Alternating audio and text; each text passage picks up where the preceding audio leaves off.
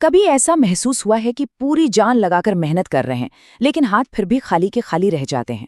अगर ऐसा लगता है कि जिंदगी लगातार संघर्ष और रुकावटों का ही दूसरा नाम बन गई है, तो शायद ये बातचीत एक नई राह दिखा सकती है। चलिए, नीम करोली बाबा की शिक्षाओं के जरिए समझते हैं कि इस चक्र को आखिर तोड़ा कैसे जाए। और ये सवाल ये हम में से कई लोगों के मन में आता है ना? जब हर कोशिश के बाद भी सफलता दूर ही खड़ी नजर आती है, तो निराश होना बहुत स्वाभाविक है। असल में इस हालत को एक नाम दिया गया है। तो जड़ में जो बात है वो है दुर्भाग्य। पर मजे की बात पता है क्या है? इसे किस्मत का लिखावा नहीं माना जाता, बल्कि इसे एक ऐसी स्थिति माना जाता है जिसे बदला जा सकता है। ये बस एक ऐसा चक्कर है जिसमें हमारी एनर्जी गलत दिशा में जा रही है और हम उस दिशा को बदल सकते हैं। तो चलिए थोड़ा और गहरा उतरते हैं इसमें। ये दुर्भाग्य की जड़ तक पहुंचते हैं। आखिर ये जो फंसे होने का एहसास है, ये आता कहाँ से है और ये होता क्यों है? इसका एक बहुत बड़ा कारण है समय का सही इस्तेमाल ना करना। अक्सर हम सोचते हैं कि चलो बस थोड़ी देर का मनोरंजन कर लेते हैं, लेकिन उस थोड़ी देर में कब घंटे निकल जाते हैं पता ही नहीं चलता।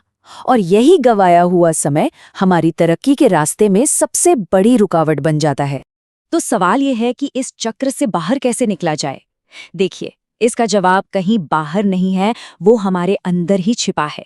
और इसकी शुरुआत होती है अपने सोचने के तरीके और अपने मकसद को पूरी तरह से बदलने से। समझ लीजिए, यही इस पूरी बात का दिल है, इसकी आत्मा है। ये विश्वास कि हर इंसान के अंदर एक अनोखी, एक यूनिक क्वालिटी है, एक खूबी, और वही उसकी सफलता की असली चाबी है। बस काम है उसे ढूंढना और निखारना। अब जरा इस स्लाइड को देखिए, ये बहुत दिलचस्प बात बताती है। यहाँ दो रास्ते दिखाए गए हैं। एक रास्ता है दूसरों को देखकर पैसा कमाने की होड़ में शामिल हो जाना, जिसे देखा देखी कहते हैं। ये रास्ता ना बोरियत और आखिर में नाकामी की तरफ ही ले जाता है। और दूसरा रास्ता है अपनी अंदर की खूबी को पहचानने का, उसे निखारने का, जो महारत और सच्ची खुशी की तरफ ले जाता है। तो ये सवाल खुद से पूछना बहुत ज़रूरी हो जाता है, कोई असल में करना क्या चाहता है? क्योंकि सच्चा रास्ता दूसरों की नकल करने से नहीं, बल्कि अपने दिल की आवाज़ सुनने से मिलता है। सफलता का असली आधार यही है। तो ठीक है, सोच तो बदल ली, पर अब करना क्या है? चलिए उन प्रैक्टिकल कदमों की बात करते हैं जिन्हें अपनाकर अच्छा भाग्य बनाया जा सकता है। तो यहाँ 3 खास बातें बताई गई हैं। पहला, स्वच्छता, और ये सिर्फ शरीर की नहीं, बल्कि घर और सबसे जरूरी मन की भी।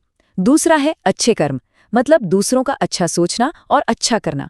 और तीसरा है अपने कुलदेवी देवताओं का, या कह लीजिए अपने पूर्वजों और अपनी जड़ों का सम्मान करना। यहाँ पर ना बाहरी सफाई से ज्यादा जोर मन की सफाई पर है।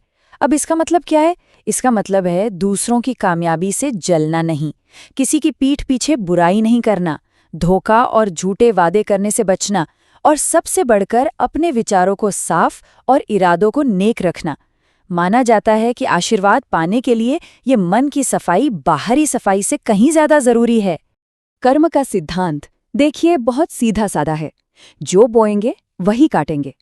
अगर दूसरों के लिए अच्छे विचार रखेंगे तो वो पॉजिटिविटी लौटकर अपने पास ही आएगी, और वही किसी के बारे में बुरा सोचना या अफवाह फैलाना आखिर में खुद को ही नुकसान पहुंचाता है।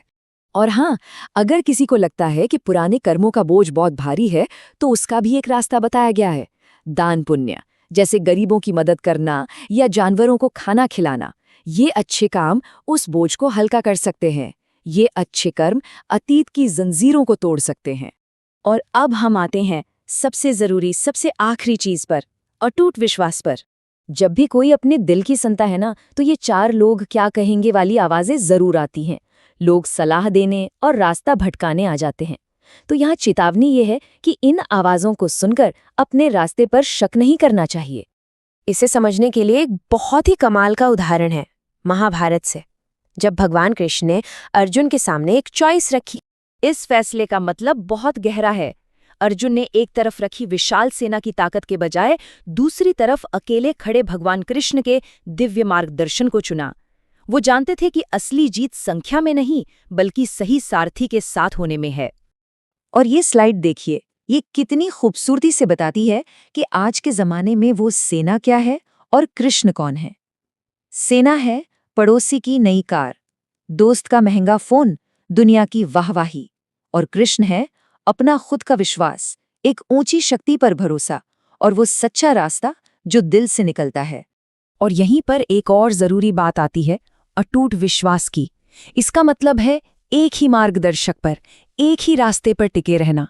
ऐसा नहीं कि एक मुश्किल आई और रास्ता बदल लिया, दूसरे के पास चले गए, क्योंकि लगातार विश्वास ही आखिर में फल देता है। और इस विश्वास का इनाम क्या है? वो नीम करोली बाबा के इस एक वाक्य में छिपा है। ये एक वादा है कि जब इंसान हिम्मत करके पहला कदम बढ़ाता है तो आगे का रास्ता फूलों से भरने की जिम्मेदारी उस मार्गदर्शक शक्ति की हो जाती है। तो आखिर में बस एक सवाल, एक गहरा सवाल जो हम सबको खुद से पूछना चाहिए कि जीवन का ये जो रथ है, इसे भीड़ की आवाजें चला रही हैं या फिर एक सच्चा भरोसेमंद मार्गदर्शक? इस सवाल के जवाब में ही सौभाग्य का रास्ता छिपा है।